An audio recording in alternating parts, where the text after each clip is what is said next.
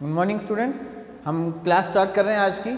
Last class में हमने tissue system start कर दिया था। ऊतक तंत्र, ऊतक की परिभाषा यानी टिश्यूज़ की डेफिनेशन हम लोगों ने पढ़ ली थी। एक बार मैं फिर से रिपीट कर देता हूँ। आपने अगर किसी ने नहीं लिखी हो तो आप इसको लिख सकते हैं।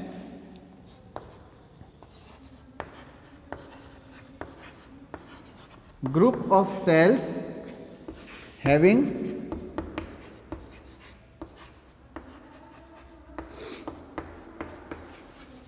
similar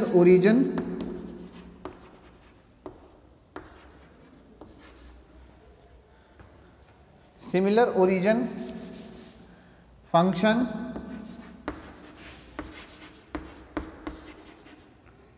and structure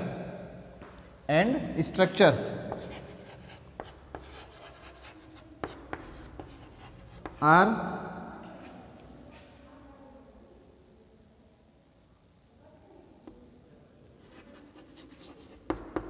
unite to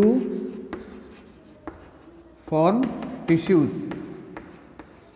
ठीक है, यानी कि ऐसे सेल्स जिनका ओरिजिन सिमिलर हो, यानी जो एम्ब्रियो के सिमिलर टाइप ऑफ सेल से ओरिजिनेट हुए हो, ठीक है ना, जिनका फंक्शन सिमिलर हो, जिनका कार्य जो है वो समान हो, जिनकी ओरिजिन यानी उत्पत्ति जो है वो भी समान हो, एक ही प्रकार की कोशिकाओं से जिनकी उत्पत्ति हुई हो, एंड स्ट्रक्चर, जिनकी स्ट्रक्चर यानी जिनकी संरचना जो है वो एक जैसी हो, वो यूनाइट हो जाते हैं, यानी आपस में मिल करके क्या बनाते हैं, टिश्यूज़ बनाते हैं, टिश्यू का निर्माण करते हैं। ठीक है ना, ऐसे सेल्स जिनकी ओरिजिन सिमिलर हो, जो एक ही टाइप की सेल से ओरिजिनेट हुई हों, जिनका फंक्शन सिमिलर हो, जो एक ही टाइप का काम या फंक्शन परफॉर्म करती हुई हो, और जिनकी स्ट्रक्चर भी एक जैसी हो, वो सारी सेल्स यूनाइट होकर क्या बनाती हैं, टिश्यूज़ बनाती हैं। हिंदी में भी इसको लिख लेते हैं,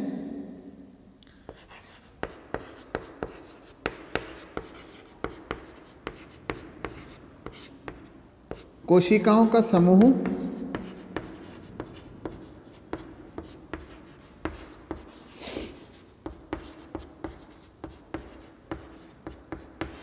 जिनकी उत्पत्ति, कार्य व संरचना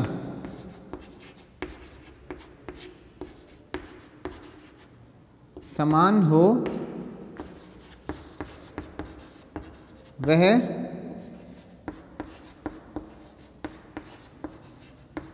कोशिका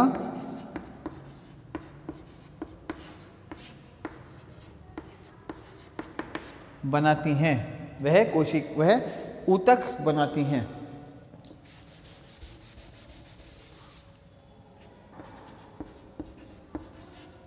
ठीक है, ऊतक बनाती हैं। अब ऊतक 3 प्रकार का होता है, हमने पढ़ लिया था। ठीक है ना, पहले प्रकार का हमने पढ़ा था विभज्योतिकी,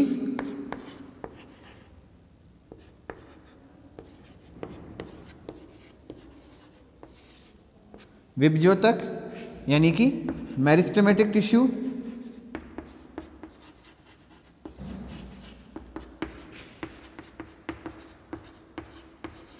विभज्योतक यानी कि मेरिस्टेमेटिक टिश्यू। सेकेंड टाइप का स्थायी ऊतक यानी परमानेंट टिश्यू। दूसरे प्रकार का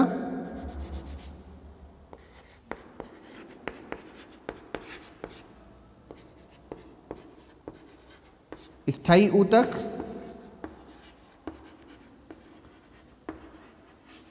यानी परमानेंट टिश्यू। और थर्ड टाइप के जो होते हैं वो होते हैं स्रावी ऊतक यानी सीक्रेटरी टिश्यूज। स्रावी ऊतक यानी सीक्रेटरी टिश्यूज।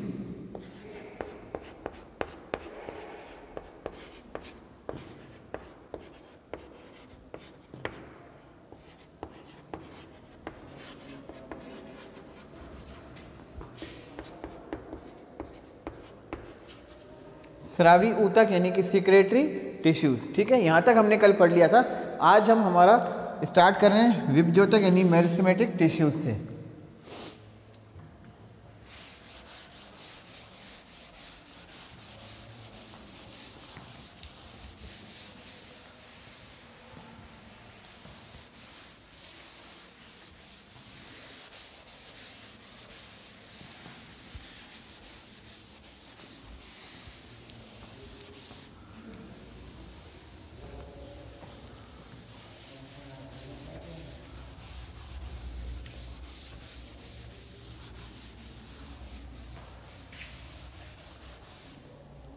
देखो स्टूडेंट्स, मैं पहले ही आपको बता देता हूँ, अब हम आगे जो भी पढ़ने जा रहे हैं इसमें क्या है कि बहुत सी चीज़ें ऐसी आती हैं जो कि हम एकदम से उनको क्लियर नहीं कर पाते, ठीक है ना। धीरे धीरे जैसे हमारे पेपर के बारे में हम आगे पढ़ते चले जाएंगे हम, तो हमें पता चलता जाएगा उनके बारे में। पर कुछ टर्म्स, कुछ शब्द इसमें ऐसे आएंगे जिनका मैं अभी तो आपको कुछ तो मतलब समझा दूंगा, लेकिन हर एक का मतलब समझाना या डिटेल में समझाना ज़्यादा अभी संभव नहीं होगा, क्योंकि वही टर्म ऐसी हैं वो जो सिलेबस में आगे आती चली जाएंगी। जैसे कि एग्जाम्पल मैं आपको दूँ, बार बार आपके आएगा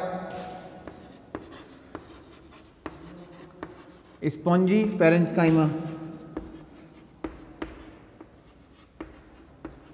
ठीक है, यानी स्पंजी ऊतक है, स्पंजी मृदूतक, अभी लीफ के अंदर होता है। मीसोफिल सेल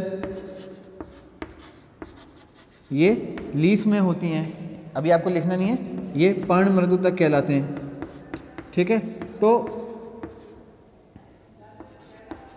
ऐसे टर्म्स बार बार अब हमारे उसमें आते जाएंगी, लेकिन मैं इनको आपको बता तो दूंगा ये कहाँ होती हैं, कैसे होती हैं, लेकिन इनकी ज़्यादा संरचना, डिटेल इनकी स्टडी जैसे जैसे हमारे सिलेबस आगे चढ़ता जाएगा, हम और दूसरे टॉपिक पढ़ते जाएंगे, वहाँ पे क्लियर होती चली जाएगी। तो अभी आप इसका मतलब ये मत समझिएगा कि अभी ये नहीं बताया है तो इसका मैंने छोड़ दिया है, इसका मतलब आपको पता नहीं है।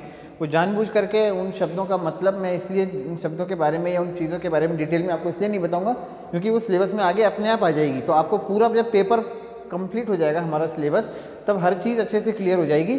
अभी अगर मैं छुड़वा दे रहा हूँ, आपको बताऊंगा, इतना सा बताऊंगा कि ये इस टाइप के सेल्स कहाँ होती हैं, क्या है, छोटा मोटा एक इंट्रोडक्शन दे दूंगा।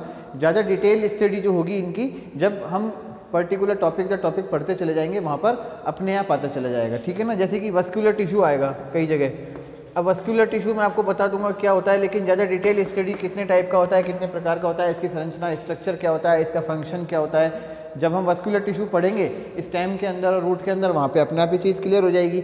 अभी वो सारी चीज़ क्लियर करके पढ़ाना संभव नहीं होगा, ठीक है ना। तो आप इसका मतलब ये बिल्कुल दिमाग में मत रखिएगा कि ये हमें बताया नहीं गया या ये छूट गया, ऐसा कुछ नहीं है, क्योंकि हर चीज़ इंटर रिलेटेड होती है, और इंटर रिलेटेड होने की वजह से बहुत से टॉपिक्स या बहुत से शब्द हमारे लिए नए होंगे जो पहले ही इसमें आ जाएंगे, लेकिन उनकी डिटेल स्टडी हम बाद में जब उस चैप्टर को पढ़ेंगे, जब अपने आप वहाँ पर हो जाएगी, ठीक है ना। एक शॉर्ट इंट्रोडक्शन में आपको वहाँ पर दे दूंगा जहाँ जहाँ पर भी ये टर्म्स आती जाएंगी, ठीक है। तो सबसे पहला ये दिमाग में आपकी पिक्चर क्लियर करना ज़रूरी था, नहीं तो ये रह जाता है कि हमें ये नहीं बताया, ये छूट गया, ठीक है ना। तो देखो सबसे पहले हम पढ़ते हैं मेरिस्टेमेटिक टिश्यूज़। मेरिस्टेमेटिक टिश्यू भी अभी मैं आपको केवल शॉर्ट में बता रहा हूँ, इसके बारे में भी डिटेल हम मेरिस्टेम, शूट एपिकल मेरिस्टेम और रूट एपिकल मेरिस्टेम पढ़ेंगे, वहाँ पे पढ़ेंगे। अभी केवल बता देता हूँ मेरिस्टेमेटिक टिश्यू यानी कि विभज्योतक।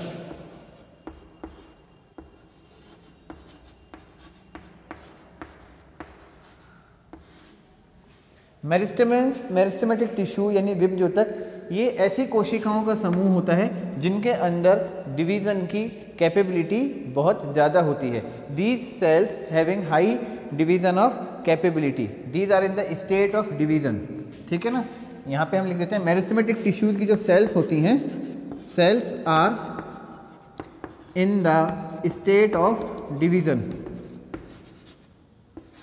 यानी कि इनके अंदर डिवीज़न की कैपेबिलिटी होती है। इसके अलावा दूसरी जो कोशिकाएं होती हैं, दूसरे टाइप के जो सेल्स होते हैं प्लांट्स में, उनमें डिवीज़न की कैपेबिलिटी नहीं होती, सेल डिवाइड नहीं होती, सेल डिवीज़न का जो फंक्शन होता है वो लॉस्ट हो जाता है, यानी कोशिका विभाजन की क्षमता उनमें खत्म हो जाती है। केवल मेरिस्टेमेटिक सेल्स जो होती हैं, विभज्योतक कोशिकाएँ जो होती हैं, उन्हीं में विभाजन की क्षमता यानी डिवीज़न की कैपेबिलिटी उनके अंदर होती है।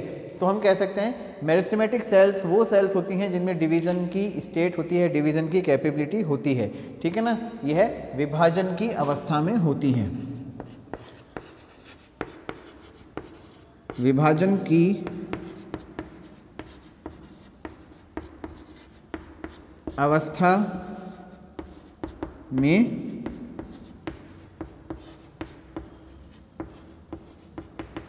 होती हैं। अब चूंकि ये विभाजन की अवस्था में होती हैं, डिवीज़न की कैपेबिलिटी में होती हैं, तो इनका जो मेन फंक्शन है वो क्या है, डिवाइड होके नए टिश्यूज़ का और नई सेल्स का निर्माण करना, ठीक है ना। इनका जो मुख्य फंक्शन है, फंक्शन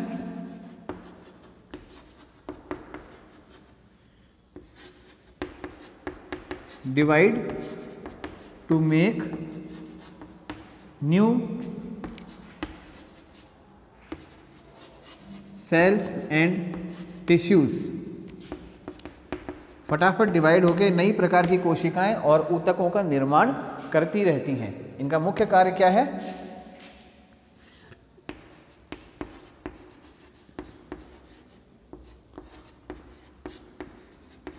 विभाजित होकर नई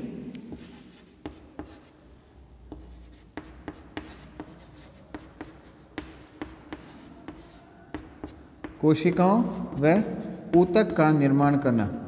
ऊतक का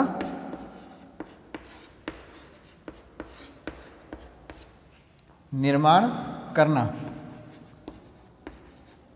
ये इनका जो मुख्य कार्य है। ठीक है ना, क्योंकि इनके अंदर डिवीजन की क्षमता होती है तो ये फटाफट डिवाइड होती हैं और नए टाइप की सेल्स और कोशिकाओं को और नए टाइप के टिश्यूज़ को बनाती ही रहती हैं। ठीक है ना, अब चूंकि इनका मेन कार्य डिवीजन का है, ठीक है, चूंकि डिवाइड होती है नए टाइप की सेल्स बनाएंगी, तो डिवीजन के अंदर तो सबसे इंपॉर्टेंट सेलुलर ऑर्गन है जो काम आता है वो होता है क्या? न्यूक्लियस। तो इनका न्यूक्लियस वेल डेवलप्ड होता है, बड़े साइज का होता है। Nucleus well developed,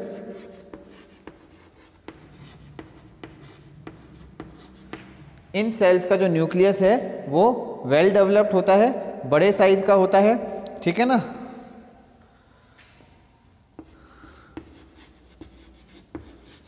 larger in size, nucleus is well developed and larger in size. केंद्रक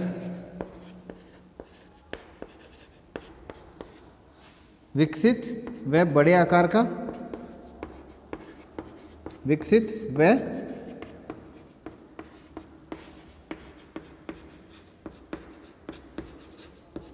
बड़े आकार का होता है। इनमें केंद्रक जो होता है विकसित होता है, वह बड़े आकार का होता है। ठीक है ना, इसके अलावा इनका क्रोमेटिन नेटवर्क जो होता है वो डेंस होता है।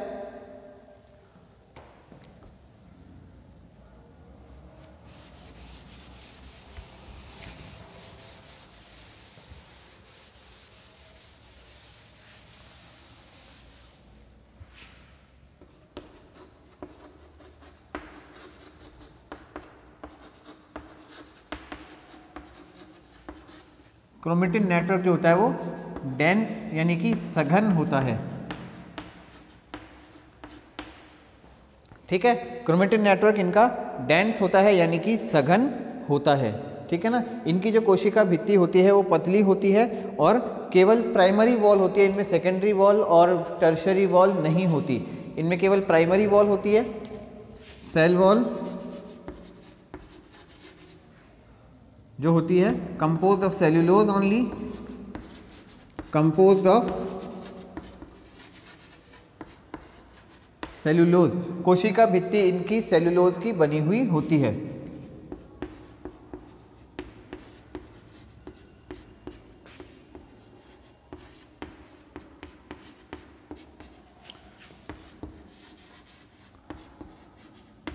सेल्यूलोज की बनी होती है। It is composed of only primary wall, only primary wall, केवल प्राथमिक भित्ति की बनी हुई होती है। इसमें द्वितीयक भित्ति और टर्शरी लेयर, ठीक है ना, तृतीयक भित्ति नहीं पाई जाती। किताबों में लिखा रहता है कि इनमें द्वितीयक अणु, द्वितीयक स्थूलन नहीं मिलता। द्वितीयक स्थूलन का मतलब है कि इनमें सेकेंडरी वॉल जो है वो नहीं पाई जाती। अभी मैं बता देता हूँ द्वितीयक स्थूलन का क्या मतलब होता है और सेकेंडरी वॉल क्यों नहीं होती। ओनली प्राइमरी वॉल यानी प्राथमिक भित्ति होती है,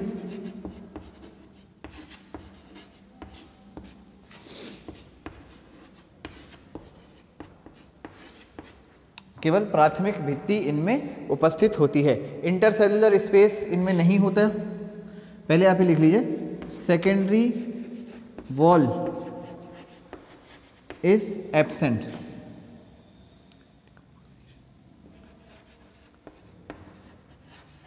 ठीक है ना, यानी कि द्वितीयक स्थूलन नहीं मिलता, द्वितीयक भित्ति या स्थूलन नहीं मिलता,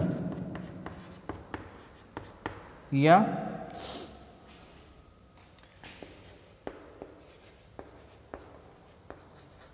स्थूलन नहीं मिलता।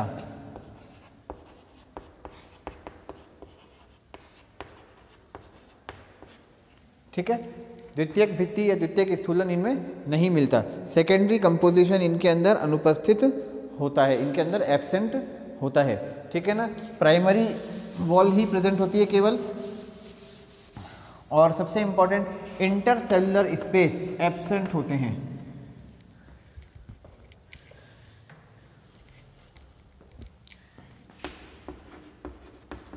Intercellular spaces are absent. कोशिकाओं के बीच में जो अंतर है, कोशिकीय स्थल होते हैं, वो अनुपस्थित होते हैं।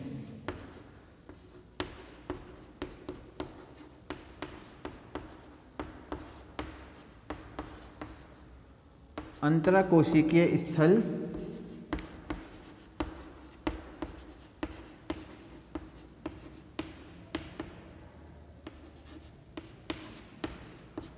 अनुपस्थित होते हैं। अंतराकोशिकीय स्थल इनके अंदर नहीं पाए जाते, वो अनुपस्थित होते हैं। ये सबसे इंपॉर्टेंट बात है। अब मैं इनका एक बार देखो मतलब समझा देता हूँ, ऐसा क्यों होता है।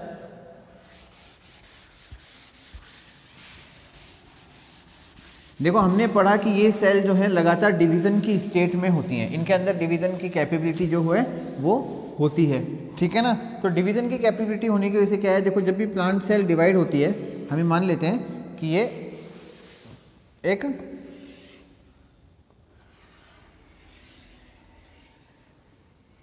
प्लांट सेल है, ठीक है, इसमें ये न्यूक्लियस है। इस न्यूक्लियस का जब डिवीजन होगा तो सबसे पहले तो न्यूक्लियर मेम्ब्रेन खत्म होगी, वो डिसअपियर होगी, गायब होगी, क्रोमोसोम जो होंगे वो दिखाई देने लग जाएंगे,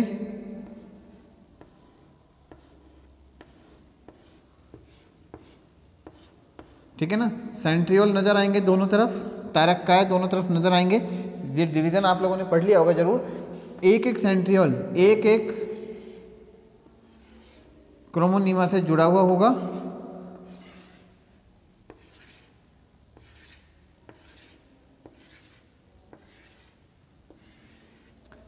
ये आधे आधे क्रोमोसोम ऊपर नीचे खींचेंगे। आपको ये बनाना नहीं है, केवल समझना है।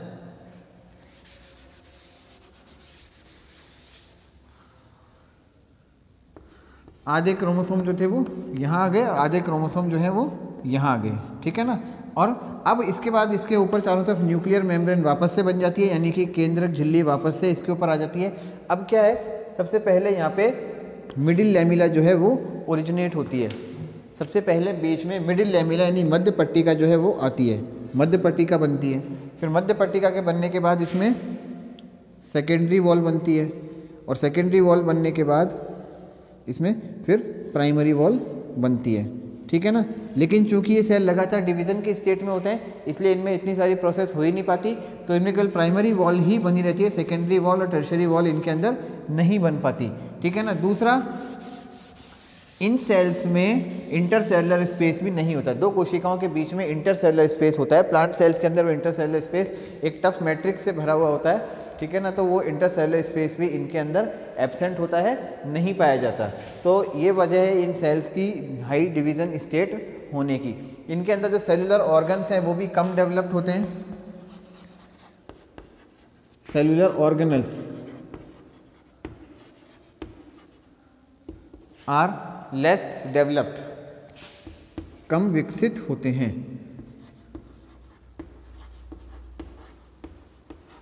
लेस डेवलप्ड होते हैं यानी कि कम विकसित होते हैं। कोशिकांग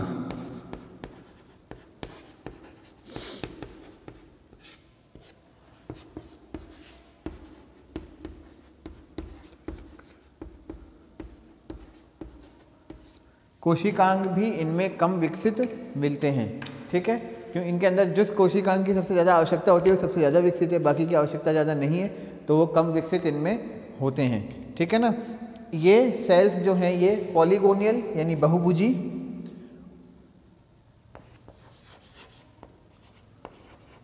सेल्स आर पॉलीगोनियल हो सकती हैं। पॉलीगोनियल यानी बहुभुजी,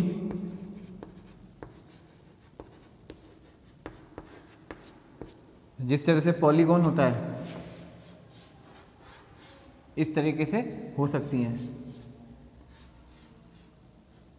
ठीक है ना। इस तरीके से कोशिकाएं हो सकती हैं, बहुभुजी यानी पॉलीगोनियल हो सकती हैं, इसके अलावा गोलाकार सर्कुलर, स्फेरिकल।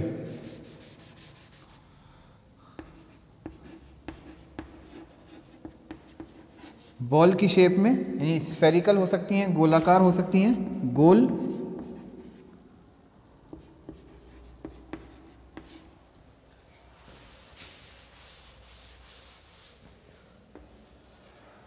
इस तरीके की शेप हो सकती है इन सेल्स की। इसके अलावा ये अंडाकार, ओवल यानी अंडाकार भी हो सकती हैं,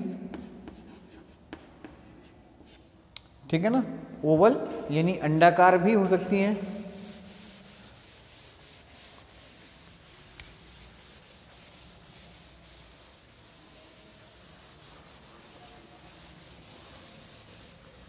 और आयताकार, रेक्टेंगुलर भी हो सकती हैं।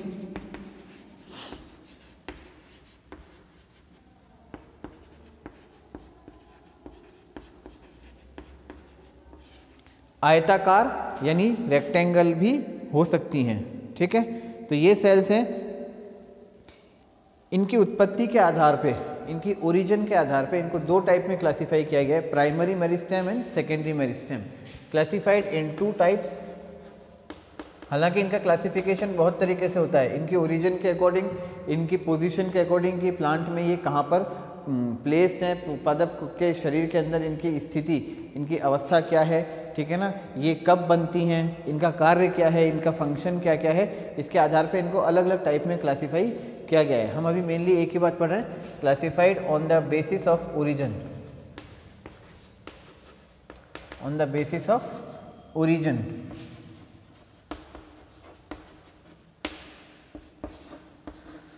प्राइमरी मेरिस्टेम,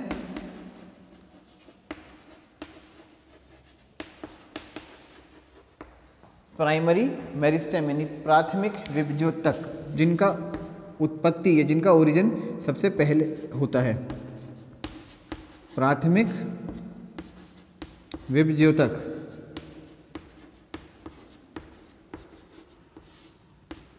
प्राथमिक विभज्योतक यानी कि इनकी उत्पत्ति पहले होती है। दूसरा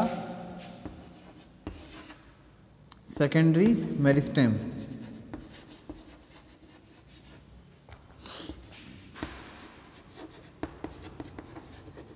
सेकेंडरी मेरिस्टेम यानी द्वितीयक विभज्योतक।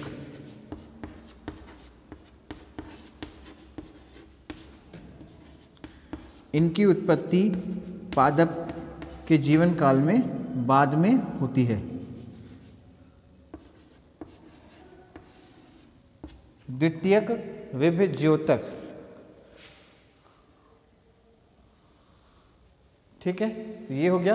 देखो डिटेल स्टडी जो है मेरिस्टेम की वो अभी कंप्लीट नहीं हुई है। टाइप ऑफ मेरिस्टेम कई प्रकार के होते हैं, उनकी पोजीशन, उनके फंक्शन, उनके ओरिजिन। इसके अलावा मेरिस्टेम को समझने के लिए कई थ्योरीज हैं। तो शूट मेरिस्टेम और रूट मेरिस्टेम दोनों को समझने के लिए अलग अलग थ्योरीज हैं। तो वो सारी डिटेल स्टडी हम जब शूट और रूट पढ़ेंगे तो वहाँ पर अपने आप आ जाएगा शूट एपिकल मेरिस्टेम और रूट एपिकल मेरिस्टेम और मेरिस्टेमेटिक टिश्यूज़, इनकी कोशिकाओं की, इनकी सेल्स की स्ट्रक्चर, इनका फंक्शन और किस तरह से कार्य करती हैं, कितने टाइप की होती हैं। तो ये सारा डिटेल जो है हम मेरिस्टेमेटिक टिश्यूज़ के नाम से चैप्टर अलग आएगा आपके, जिसमें रूट और शूट एपिकल मेरिस्टेम वहाँ पे हमें पढ़ना है। तो अभी तो हम मेरिस्टेम्स के बारे में इतना ही पढ़ रहे हैं, विभज्योतक के बारे में इतना ही पढ़ रहे हैं। अभी हम इसके बाद सेकेंड टाइप का टिश्यू, परमानेंट टिश्यू, स्थायी ऊतक जो है वो स्टार्ट कर रहे हैं। तो इसको तो आप नोट डाउन कर लीजिए, फिर हम आगे चलते हैं।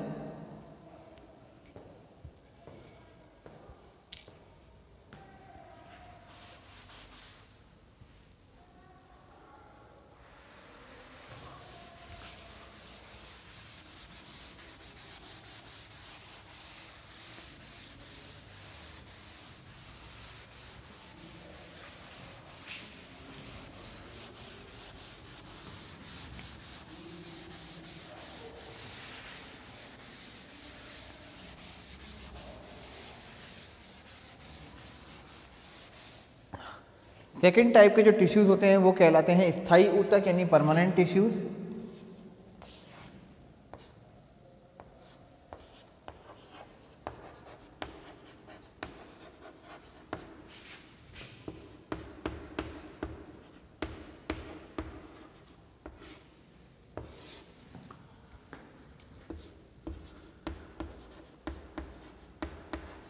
स्थायी ऊतक, स्थायी ऊतक यानी कि परमानेंट टिश्यूज़।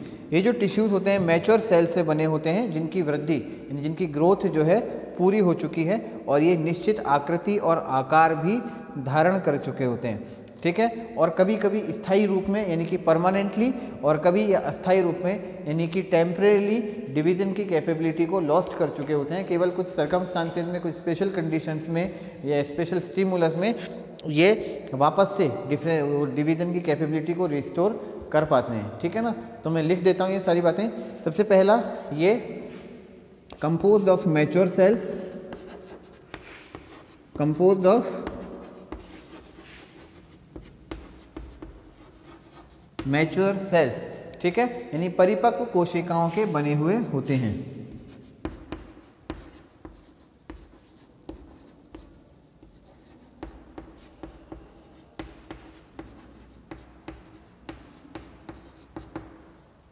परिपक्व कोशिकाओं से बने होते हैं,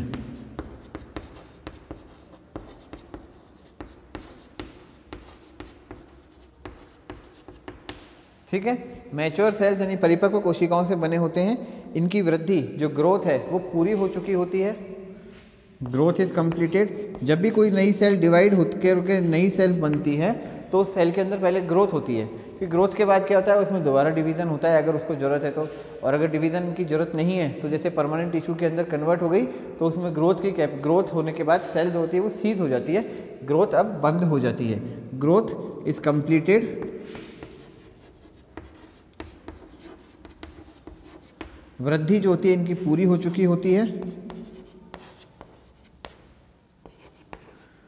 इसके विपरीत मेरिस्टेमेटिक सेल्स में ग्रोथ होती ही नहीं है, वो सेल डिवाइड होती हैं, डिवाइड होने के बाद उन सेल्स में फिर से डिवीज़न होना शुरू हो जाता है, ठीक है ना, फिर वापस से सेल डिवाइड होना शुरू हो जाती है। मेरिस्टेमेटिक सेल्स में ऐसा होता है, वहाँ पे सेल्स के अंदर ग्रोथ नहीं होती, सेल डिवाइड होती हैं, डिवाइड होने के बाद उनमें मामूली सी ग्रोथ होती है, केवल इतनी ग्रोथ की नेक्स्ट टाइम के लिए जब सेल डिवाइड हो तो उससे पहले उसमें ज़रूरी एंजाइम्स, प्रोटीन्स वगैरह वापस सारे या डिवाइड करने के लिए काम आने वाली मशीनरी जो है वो सारी की सारी वापस से बन जाए, ठीक है ना। जब वो बन चुकी होती है तो सेल वापस से डिवाइड हो जाती है, उसमें ग्रोथ जो होती है वो होती नहीं, ग्रोथ कंप्लीट ही नहीं होती। इसके उलट परमानेंट टिश्यूज़ के अंदर ऐसा नहीं होता, वहाँ पे सेल्स के डिवाइड या मैच्योर होने के बाद सेल में ग्रोथ की कैपेबिलिटी लॉस्ट हो जाती है और उसमें डिवीज़न की कैपेबिलिटी लॉस्ट हो जाती है और डिवीज़न के काम में आने वाले एंजाइम्स वगैरह उसमें दोबारा फिर नहीं बनते, ठीक है ना। तो और जो ग्रोथ होती है वो उसमें पूरी होती है, ठीक है। और इस वजह से क्या है, वो एक निश्चित आकार, ठीक है ना, एक फिक्स टाइप का साइज और शेप को एक्वायर कर लेते हैं। वृद्धि पूरी हो चुकी होती है,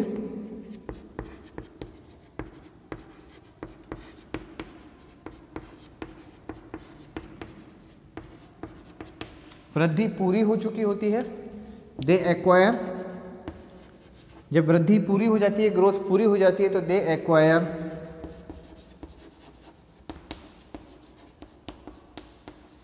फिक्स के बजाय आप लिखिए डेफिनेट,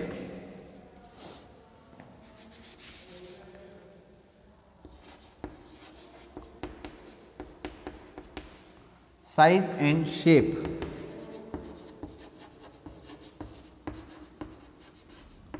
एक डेफिनेट साइज और डेफिनेट शेप को वो एक्वायर कर लेते हैं।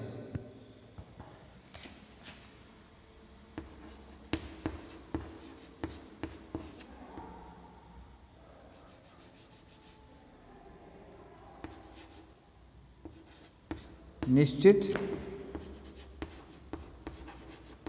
आकार व आकृति प्राप्त कर लेते हैं। आकृति प्राप्त, कितनी आकृति के आधार पे इनको अलग अलग प्रकार में बांटा गया है, हम पढ़ेंगे अभी आगे, प्राप्त करते हैं, ठीक है ना। सेल डिवीजन की कैपेबिलिटी में परमानेंटली या टेम्परेली लॉस्ट हो जाती है, खत्म हो जाती है।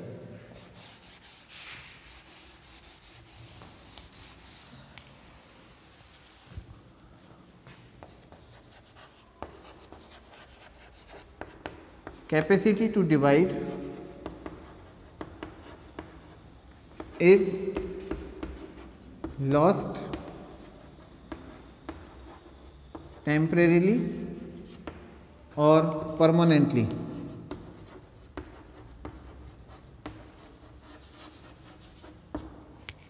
ठीक है, सेल डिवीजन की कैपेबिलिटी इनके अंदर परमानेंटली या टेम्परेली खत्म हो जाती है। कोशिका विभाजन की क्षमता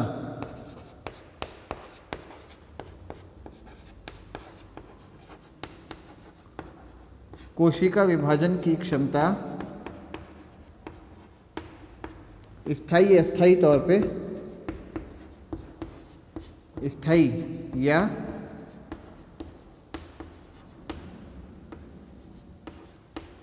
अस्थायी तौर पर खत्म हो जाती है। खत्म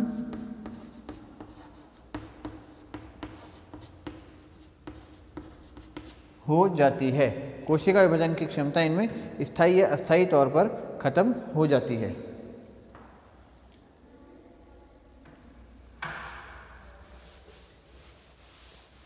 दो टाइप में इनको क्लासिफाई किया गया है।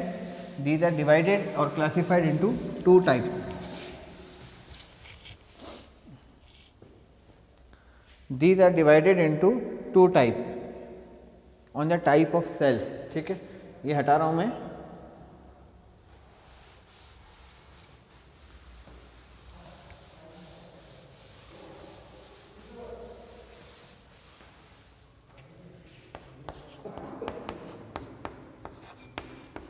Divided on the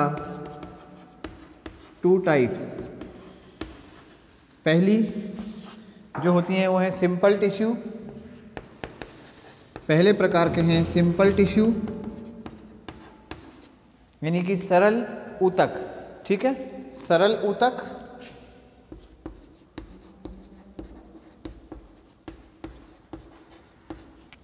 और दूसरे प्रकार के हैं कॉम्प्लेक्स टिश्यू यानी जटिल ऊतक।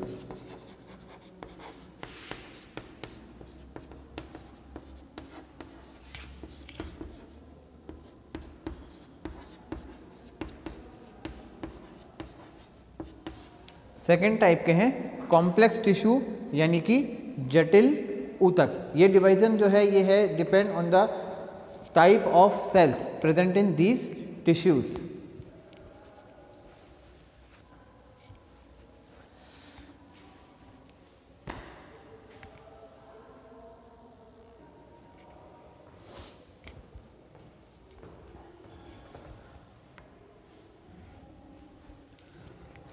अब जो सिंपल टिश्यूज़ की बात करते हैं हम, सिंपल टिश्यूज़ जो हैं या सरल ऊतक जो हैं, इनको सरल इसलिए कहा जाता है क्योंकि एक ही प्रकार की सेल से बनी होती हैं। Composed of homogeneous type of cell.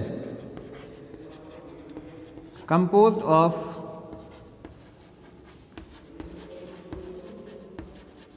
Homogeneous types of cell. ठीक है ना, एक ही प्रकार की और एक ही समान कोशिकाओं की बनी हुई होती हैं। इसका मतलब क्या है, समान कार्य और समान संरचना की कोशिकाओं से बनी होती है। इसको हम हिंदी में लिख देते हैं homogeneous type of cell, similar work and similar structure.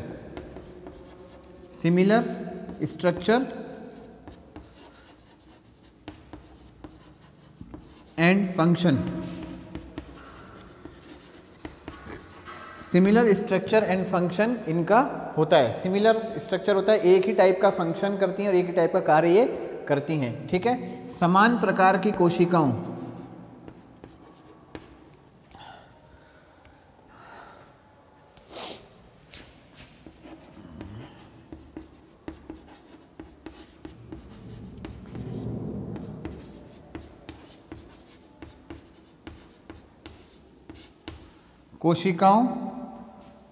व समान कार्य करने वाली कोशिकाओं से बनती है।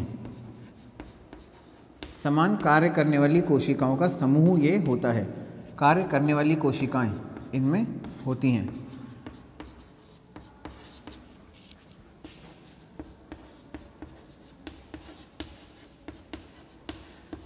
फिर से अपन रिपीट कर लेते हैं।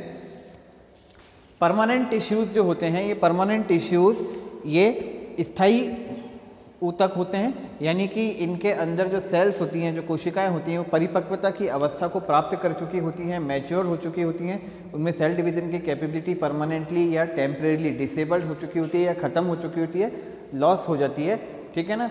ऐसी सेल्स जो होती हैं अपनी ग्रोथ को पूरी करके, ठीक है, ग्रोथ को पूरी करके, ध्यान रखने की बात है, ग्रोथ को पूरी करके, यानी कि इनमें सेल्स में ग्रोथ होती है, मेरिस्टेमेटिक सेल्स में ग्रोथ नहीं होती, वो सेल डिवाइड होती है, फिर डिवाइड होती है, फिर डिवाइड होती है, फिर डिवाइड होती है, डिवाइड होती रहती है। लेकिन परमानेंट टिश्यूज़ की जो सेल्स होती हैं, इनमें डिवीज़न के बाद, मेरिस्टेमेटिक सेल्स में डिवीज़न से क्या होता है, डिफ्रेंशिएशन होता है, विभेदन होता है, विभेदन से परमानेंट सेल्स टिश्यूज़ बनती हैं। तो परमानेंट टिश्यूज़ की सेल्स जो होती हैं, इनमें ग्रोथ पूरी होती है, सेल डिवीज़न कैपेबिलिटी ख़त्म हो जाती है, और इस स्टेज में आने के बाद ये अपना एक डेफिनेट साइज़ और शेप को एक्वायर कर लेती है, यानी कि अपना निश्चित आकार और रूप, आकृति को प्राप्त कर लेती हैं, ठीक है ना।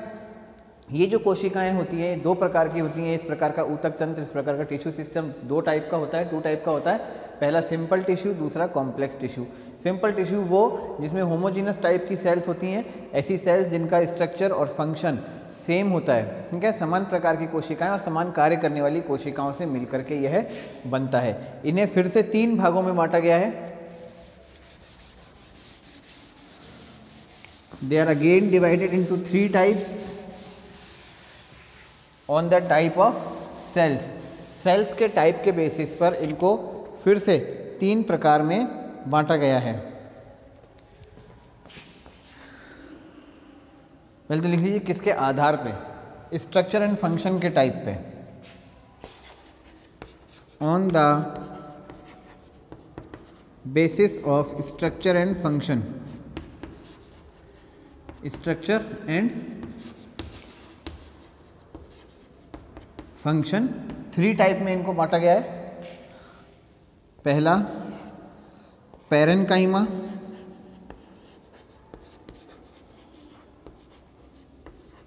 जो फर्स्ट टाइप की सेल्स होती हैं ये कहलाती हैं पैरेन्काइमा, यानी मृदुतक।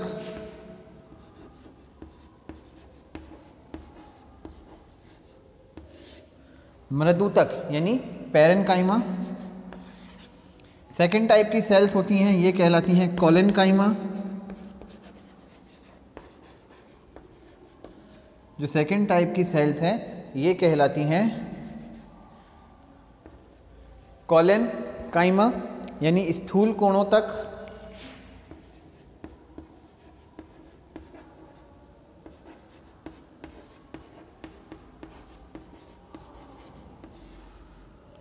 स्थूल कोणों तक। और थर्ड टाइप की सेल्स होती हैं वो कहलाती हैं स्क्लेरेन्काइमा।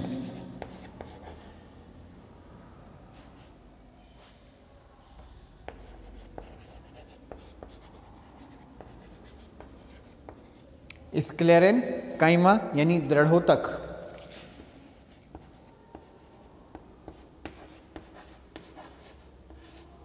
स्क्लेरेन्काइमा यानी कि दृढ़ोतक। 3 प्रकार की कोशिकाएं होती हैं, 3 टाइप ऑफ सेल्स होती हैं। पहली पैरेन्काइमा मृदुतक, दूसरी कोलेनकाइमा स्थूल कोणों तक, और तीसरी है स्क्लेरेन्काइमा यानी कि दृढ़ोतक।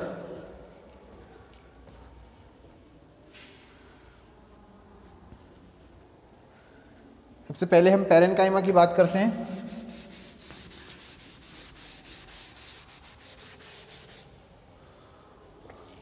पैरेन्काइमा की सेल्स जो होती हैं जीवित सेल्स होती हैं, लाइव सेल्स होती हैं, लिविंग सेल्स होती हैं।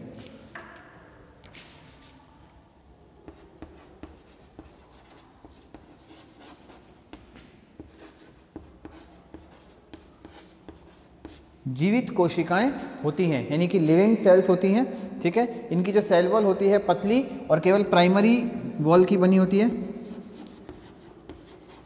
Cell wall is thin. Cell wall जो होती है पतली यानी थिन होती है, and composed of primary layer only, composed of only primary layer.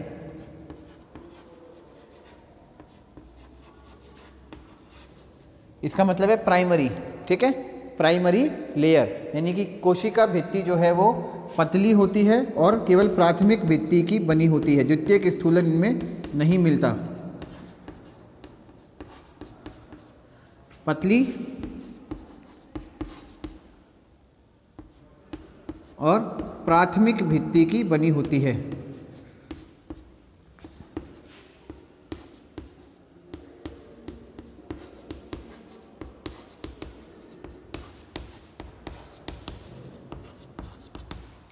Secondary wall या द्वितीयक स्थूलन या सेकेंडरी कंपोजिशन इनके अंदर नहीं पाया जाता, ठीक है ना। सेलुलोज और कैल्शियम पैक्टेट की बनी हुई होती है। It is composed of cellulose and calcium pectate.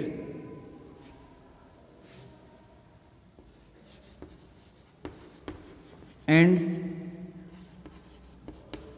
Calcium pectate की बनी हुई होती है, ठीक है। ये सेल्यूलोज और कैल्शियम पैक्टेट की बनी हुई होती है। अलग अलग शेप और साइज की होती है। ये हो सकती हैं अंडाकार, ओवल,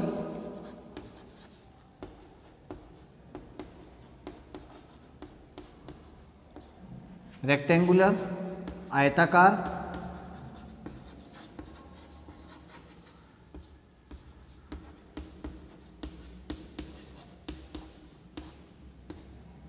स्फेरिकल, गोल,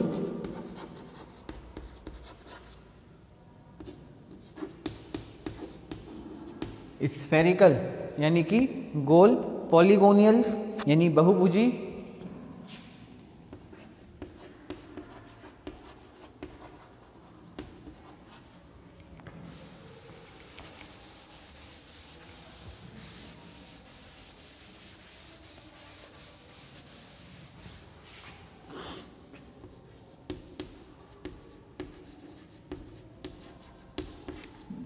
पॉलीगोनियल यानी कि बहुभुजी।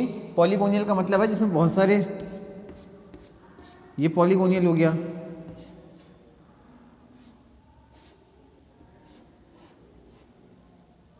ये पॉलीगोनियल शेप हो गई, ठीक है ना। बहुभुजी हो सकती है। स्टीलेट यानी कि तारककाय हो सकती है।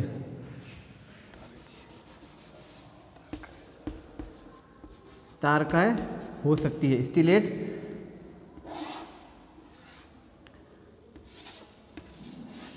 इस तरह की संरचना की भी ये हो सकती है, ठीक है। तारककाय भी हो सकती है, तारकाय भी हो सकती है, स्टीलेट भी यह हो सकती है, ताराकार, ठीक है ना। इंटरसेलुलर स्पेस इनके अंदर मिलता है और वैक्यूल्स भी इसमें प्रेजेंट होती हैं।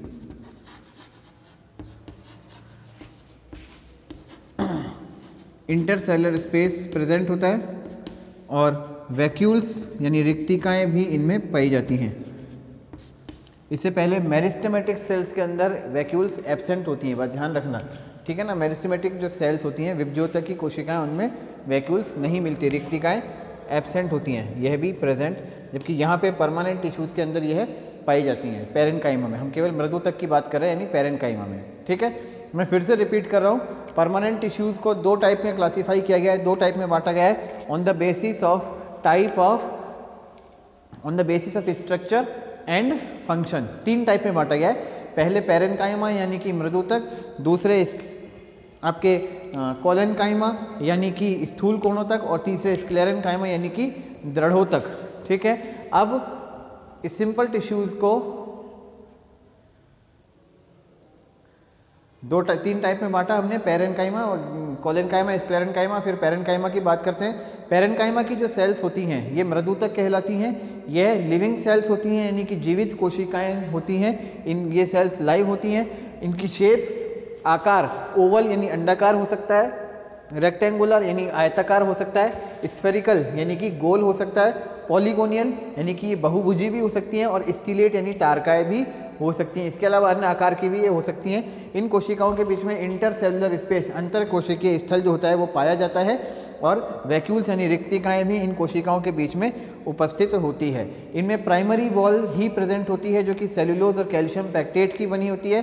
सेकेंडरी वॉल इनमें एब्सेंट रहती है। इनकी कोशिका भित्ति केवल प्राथमिक भित्ति से बनी होती है, द्वितीयक स्थूलन इनमें अनुपस्थित होता है, और जो प्राथमिक भित्ति होती है वो सेल्यूलोज और कैल्शियम पैक्टिनेट की बनी हुई होती है।